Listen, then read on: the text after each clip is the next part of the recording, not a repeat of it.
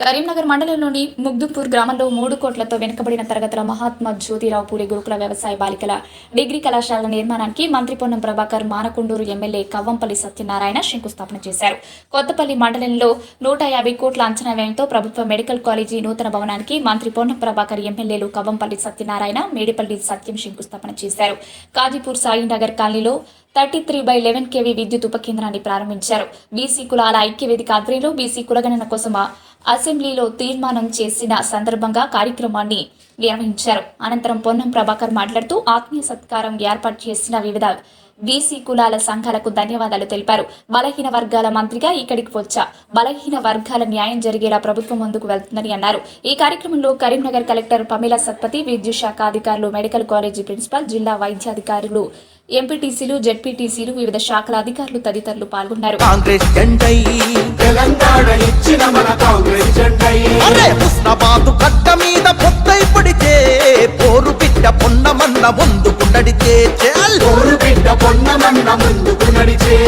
సర్వాయి పాపన్న సైనికుడన్నా, అరే చేసినిచ్చిన మల్లన్న వారసుడన్నా, తన మాటే ఒక తూటై కదిలిండు జనం బాట.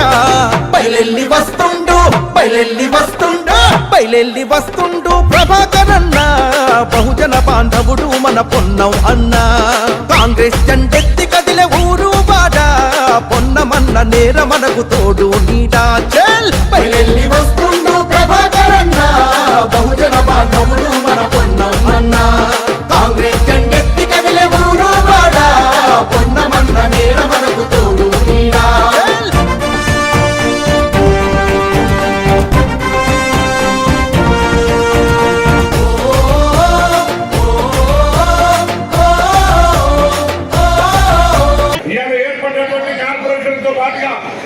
కొంతమందికి తెరవక రాజకీయం చేసే ప్రయత్నం చేస్తా ఉన్నారు.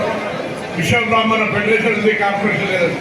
కార్పొరేషన్ ఫెడరేషన్ జరిగే నో రూల్ ఆఫ్ డిఫరెన్స్ ఎవరైతే చేయాలనుకున్నాడో చేసేవాడు వడ్డించేవాడు మనవాళ్ళైతే మాలు మూలం కూర్చున్నాడు పూర్వపక్క వస్తుందట. వడ్డించేవాడు మనవాడైతే మూల మధ్యన కూర్చుంటే కూడా పూర్వ పక్క పడుతుందట.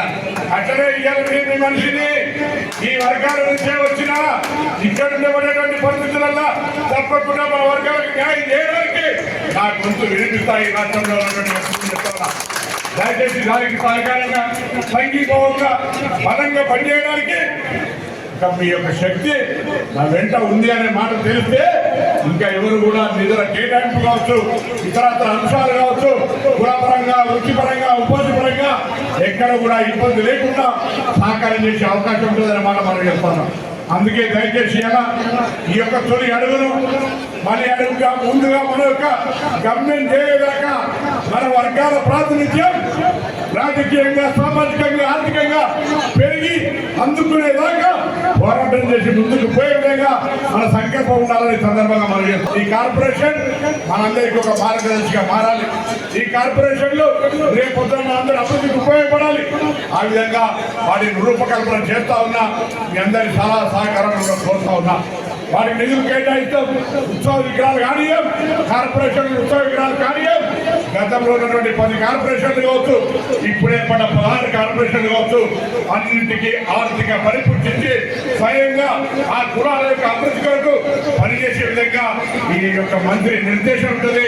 ముఖ్యమంత్రి గారి సహకారంతో, క్యాబినెట్ మంత్రుల సహకారంతో తప్పకుండా ఆ దిశగా ఈ కార్యాచరణ తీసుకుపోతారనే మాట మనం చెప్తూ మరొక్కసారి మీ అందరి మీ బిడ్డగా, మీ కన్నంతో జరిగిన వ్యక్తిగా, మీ అందరి యొక్క ఆకాంక్షలతో, ఆశయాలతో, ఆలోచనలతో జరిగిన వ్యక్తిగా తప్పకుండా భవిష్యత్ కార్యాచరణ తీసుకుంటా నన్ను ఆశీర్వదించారు.